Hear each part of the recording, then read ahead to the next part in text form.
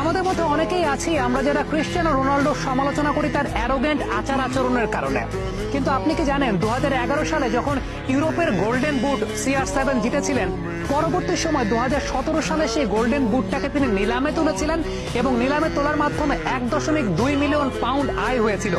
যেই আয়ের পুরো অর্থটা CR7 দান করেছিলেন মূলত ফিলিস্তিনের গাজায় মুসলিম শিশুদের স্কুল সংস্কারের জন্য।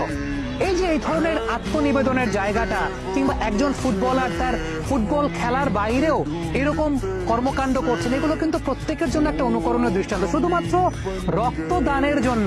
রক্তদানের জন্য তিনি শরীরে কোনো প্রকার ট্যাটু অঙ্কন করেন না। আমরা বিশ্বব্যাপী অনেক ফুটবলারকে দেখি যে শরীরব্যাপী ট্যাটু করছেন, এটা একটা ফ্যাশন বা আইকনিক একটা স্টাইল হিসাবে ব্যবহৃত হয়। বাট ক্রিশ্চিয়ানো রোনাল্ডো ট্যাটু ছাড়াই তিনি আইকনিক স্টার। কারণটা হচ্ছে তিনি ট্যাটু গ্রহণ করেন না, এই কারণে তিনি রক্ত দিতে পছন্দ করেন।